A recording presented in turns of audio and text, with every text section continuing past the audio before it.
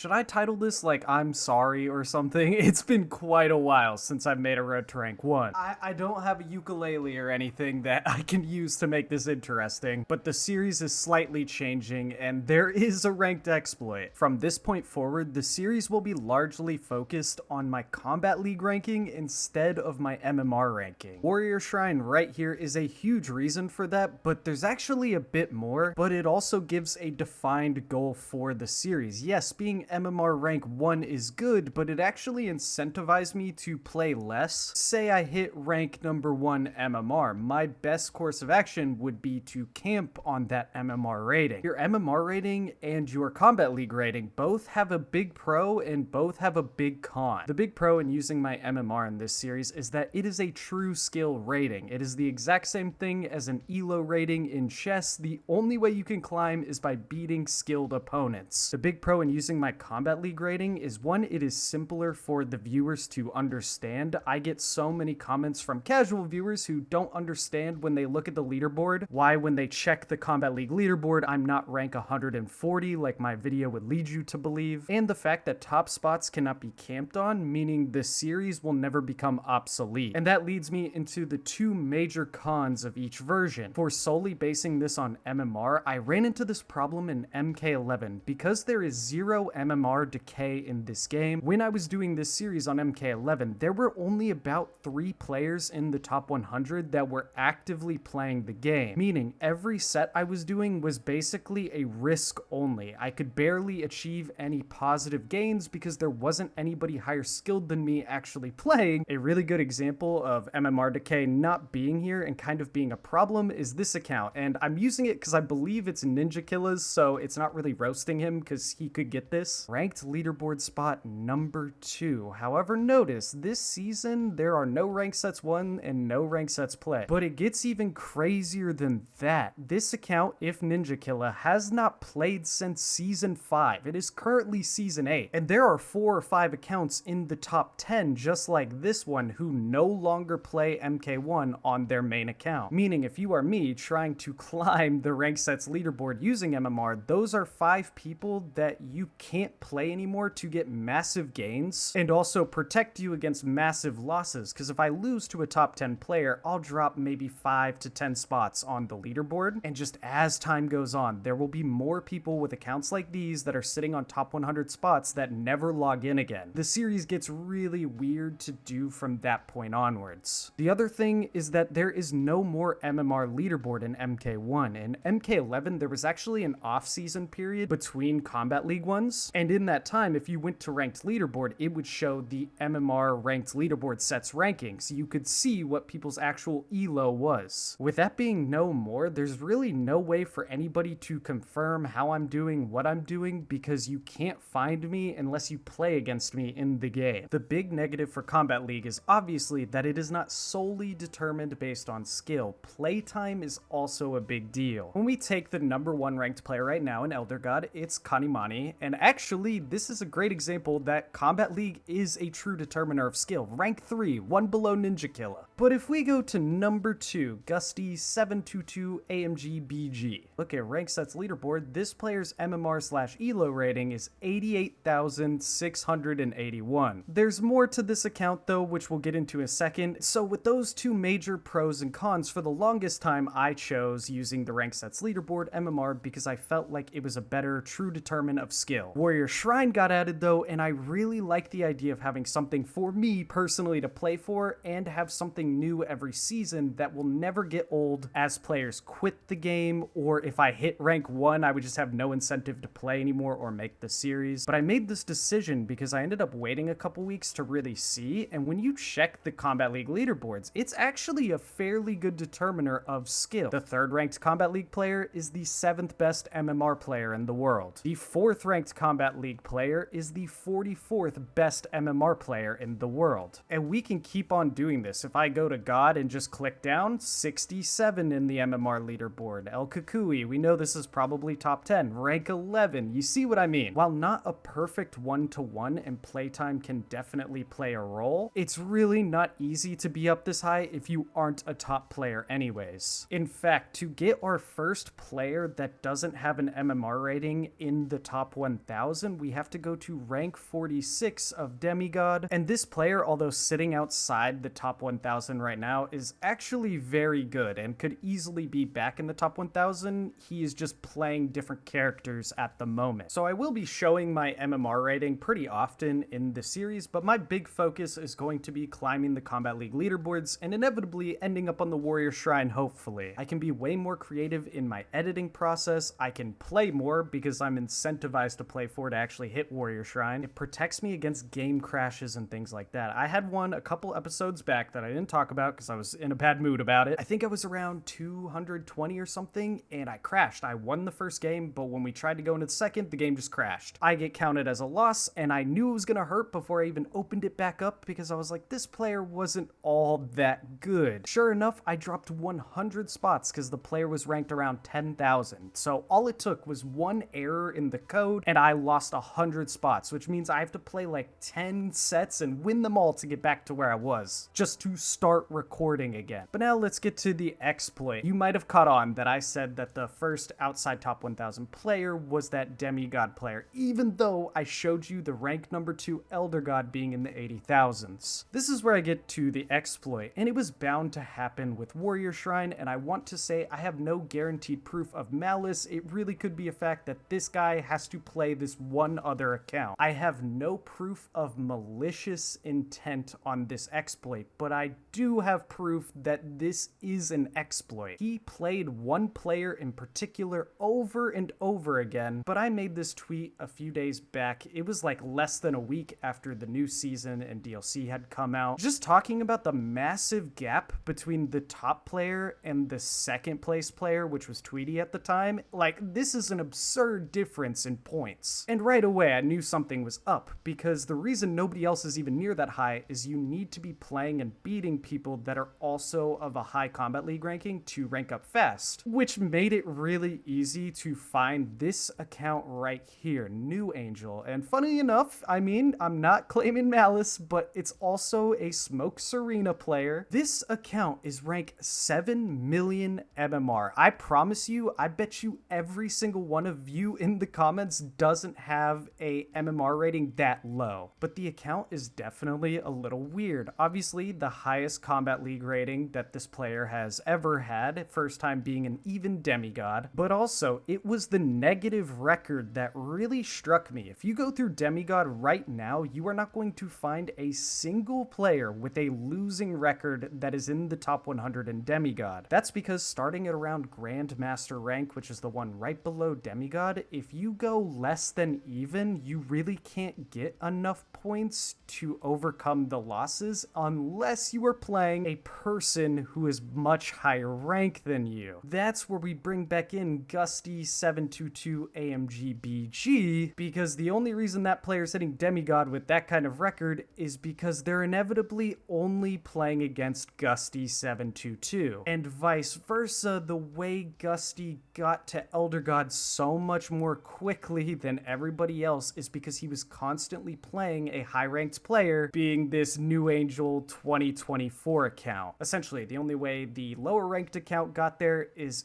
if it was playing an Elder God only for all of those losses, so the account didn't take much negative Kombat League points. And the only way Gusty gets out like 2,000 Kombat League points above Tweety and all that is if it's only going against somebody who is in Demigod, which there were like 6 or 7 of at the time. So I want to make it clear that I don't know if it's malice. This could legit be 2 players in a region that just has such a low player count that they only go against each other. But the fact that an 80,000 MMR rating player is losing that much to a like 7 million, it doesn't make any sense at all. Again, no proof that anything is malicious in intent, but it is an exploit. The only way these 2 people did it is if they were only playing each other, whether on purpose or not, because both accounts' replays are off, and there's a ton of sus stuff. Again, Smoke Serena being both the characters that these people use is kind of wild. So I waited a bit because I didn't know if more people would start trying this exploit. It would be reasonably easy to do if you had a VPN, set yourself to a really underrepresented region, where at that point the only good connection connection you can get is with either a friend that lives close to you or an account that's on your PC and you're on your PS5. And I know the next thought is going to be, Diff, you're going to popularize this and it's going to ruin the new warrior shrine and stuff like that. I think either way this goes is a good thing. So either nobody else tries to exploit it, it's too much work, or people do start doing it and we actually will get a fix, because I don't expect NRS to come in and fix this when it is one player essentially playing one other player to get really high Kombat League scores. But I don't want to be a guy advocating for accounts to get banned, because at the end of the day, it's not that serious. I don't want this guy or the other person to get banned or whatever if it turns out to be like malicious. An easy stopgap could be like either 5 in a row, or say after 10 sets you've played that one person, you get a decreased Kombat League point reward until you play maybe 10 other new players. When you go against that account specifically, that is, you only get a decreased reward against that specific account until you've gone against at least 10 other accounts. 235. I've almost dropped 100 spots, which really isn't too bad. I think I took like 5 losses in a row at one point with Sector, but I guess I've been making up for it with Scorpion. Again, this won't be the sole prime focus of the series anymore, but I will, show you guys it pretty much every episode just so you can see where I'm at. All right, I'm starting this episode at the bottom of Champion. I thought this was a good point to just get it kicked off. I'm not playing noobs, but I'm not also already there in Demigod. All right, King Richie 23, 48 and 41. I've been playing a lot of Lee Mays. I do know that, so this one should be interesting. Also, don't worry, I will show the actual number of my Kombat League rating.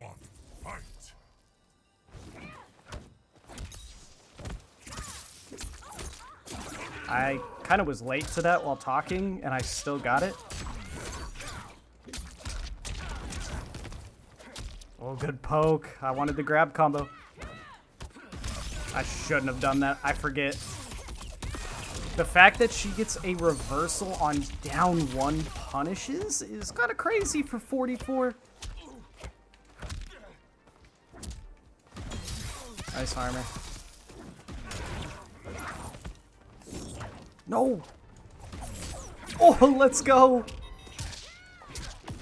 I think this does it. I kept it fairly simple because starting with 1-2, you actually get a ton less damage if you take the combo far at all, because it just has high scaling towards the end. But nah, that does it. We take those. I love going against 950 health with Scorpion. Oh. Gotta stop doing that. But yeah, she might try micro-ducking a lot of things. Nice. I felt like that grab was obvious, but... Let's see, can I get the optimal?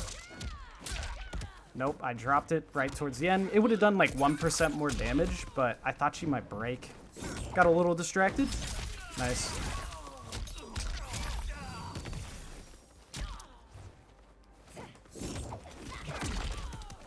Woo! Big dash up. She's gonna be able to break. Yeah.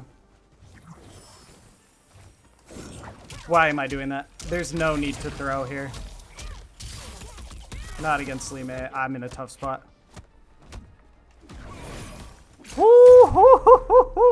Okay, okay.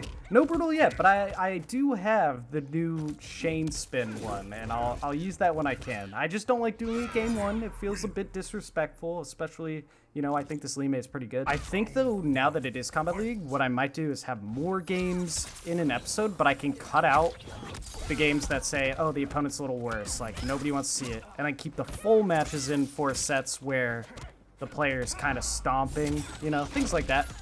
Just keep only the entertaining parts. We'll see, though. Too late.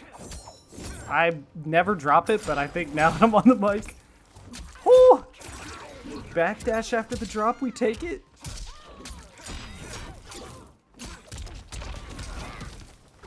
Good block.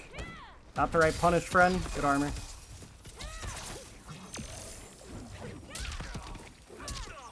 I don't know, I tried micro-ducking, and I should do a down 3 there. Could be it for me. I really risk getting reversal punished. Good tech, life-saving tech. Big armor. Yes, big chip! You can't reversal that! Oh, I thought she was good enough to go for the flawless block, but she tried to reversal combo the gap if I did the final hit of that string.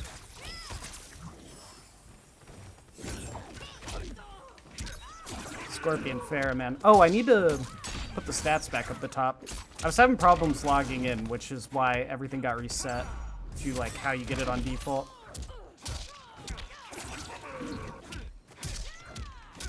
There we go. There's the optimal throw combo, at least for no bar.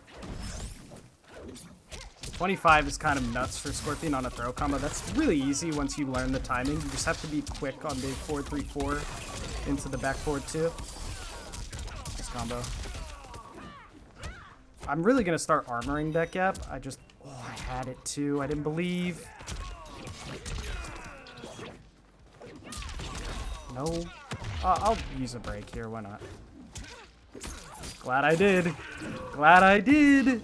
GG's, GG's. I know, no brutal that game, but I didn't have the meter anyways to get the new one because I had already spent spear. So I might just check my MMR after every match that feels like I could gain some. I'm now MMR rank 206, but let me see my Combat League one. Dang, you know what? Waiting a little bit into the Combat League season is so nice because what? I'm halfway through champion almost with that win. I'll take it. I'll take it. A Serena player is a little concerning. Who plays Serena? If it's Havoc, that's gonna... Oh my. That's tough. That's tough. We'll see. Oh, I forgot about Ashra. I just seeing so much less Ashra. Nice. Kind of felt like that was gonna work. But another reason, again, I waited is because I need to learn all the matchups before I just jump in a rank. Havoc and Cyrax in particular were struggle matchups for me. Oh my, I'm rolling.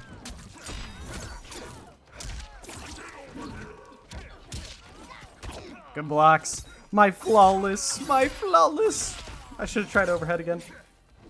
Alright, okay, now I'm throwing. See, too much of reliance on back three is how you beat Scorpion. You just jump against him. No tech.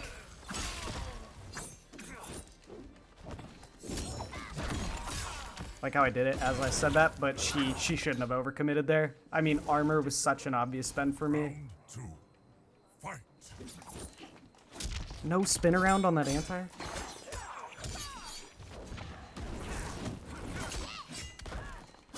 What? Okay, I did not want to get up spear. I kind of threw right there. I wanted to get up stand one. No punish. That's how little Ashra I've been seeing. I forgot that you stand two there. Woo. Big. I want her to jump at me to anti-air this just to get her a little less comfortable being in the air. Good duck. She knows of the MK11 strats.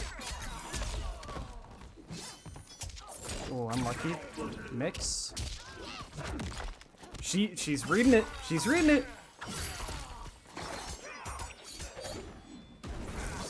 Okay, I'm throwing. We just learning. Jump. Not like that.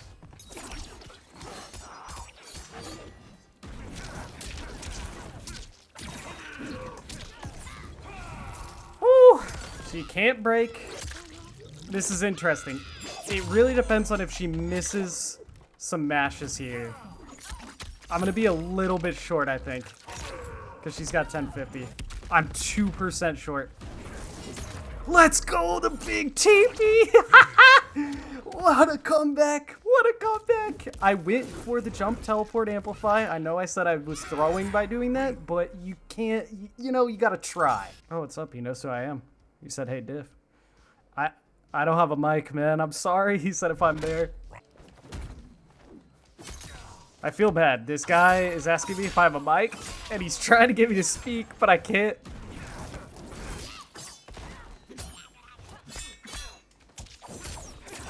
Which is funny. I just, like, I don't even know if I have a working, like, mic part. My cat shooed the mic part of this headset, broke it, and so now, like, a lot of the time I go to Discord to do it, but I don't have, like, game chat ability.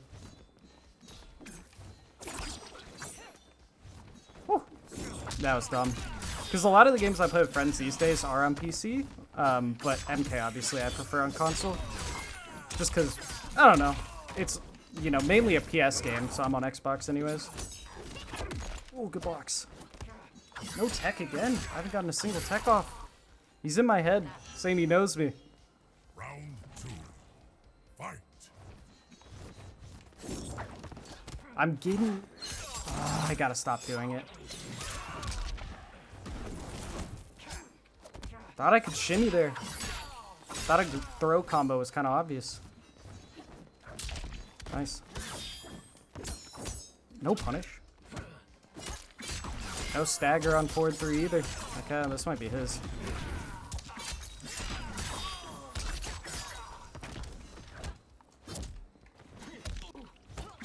See, that time I should have shimmied with the mid.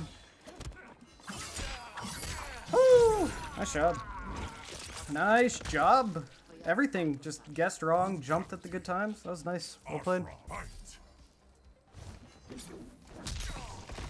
Not getting the anti-airs is really frustrating me.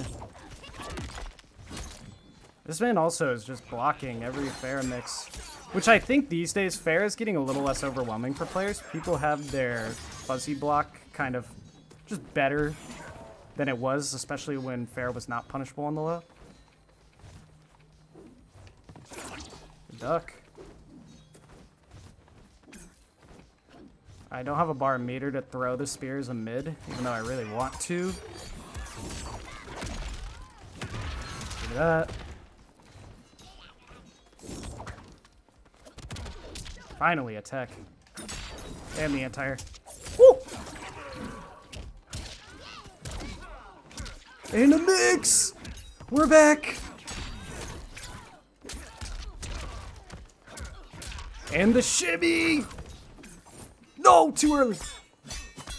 Unlucky. That's got to be an input error. Going for the, I don't know. Wait, what? It would be a back 4-2 maybe that you could input error that? I don't know. Go. Missed arrow. I got lucky. Still hit me?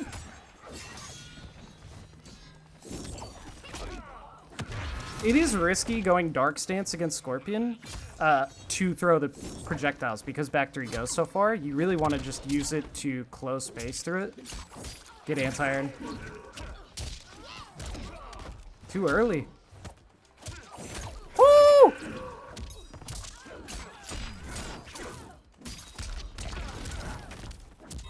Shimmied!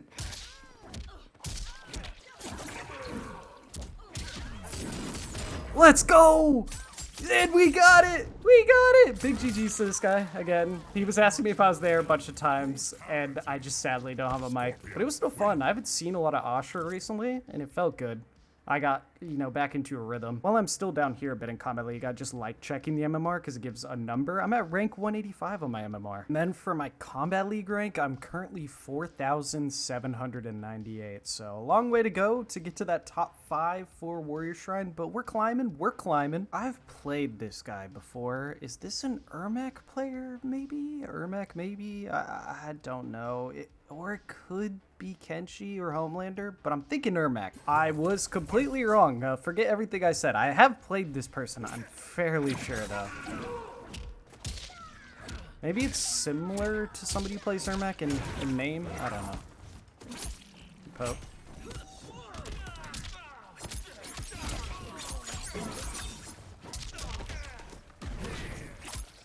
Really? I'm shocked. I felt like she was baiting me not to use armor by blocking so early. And then would end up meeting me. Because Melina can break your armor. But I went for it. I really thought. Like, that block was so egregiously early that I thought it was a hard mind game.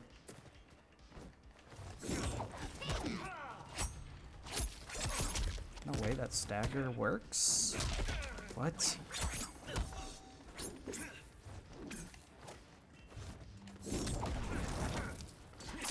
I thought I might be close enough, and I wasn't. God. I'll let that happen to me anymore.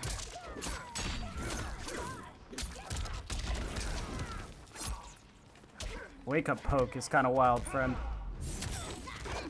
What? What? I was running into this on stream too. Some of the female hitboxes make Farah drop in weird instances like that. I have to break. I can't.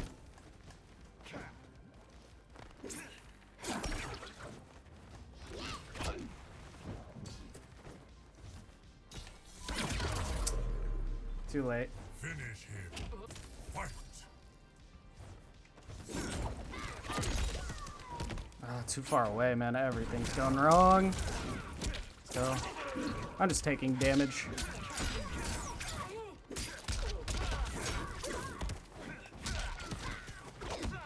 Block. Woo! I respect the YOLO roll.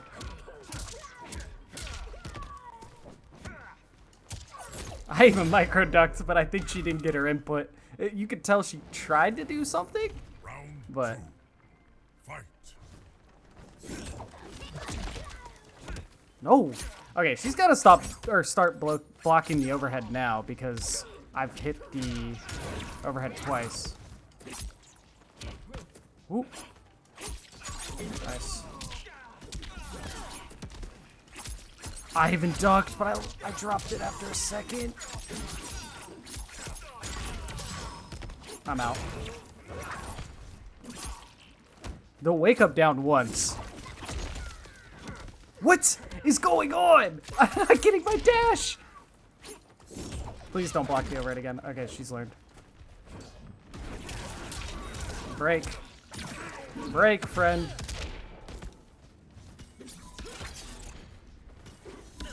Nice. Holy, it recharges quick.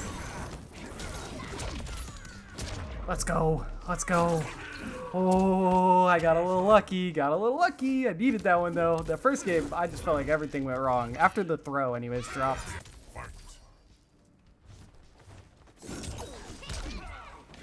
Oh, my Scorpion, turn around. Yep, I'm confirming that every day of the week. Can't jump out of that. Oh, side switch almost messed me up pretty bad.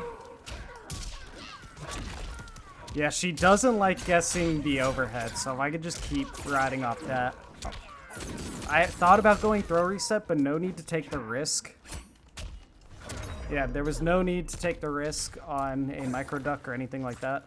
Round 2. Especially because she probably would have just down one anyways.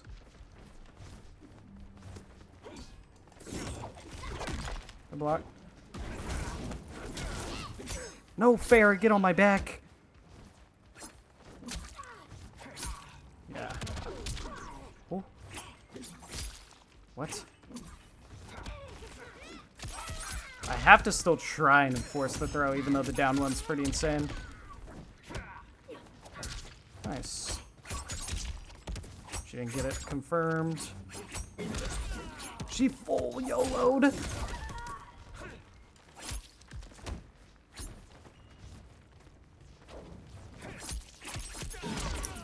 Jump kicked a little too late.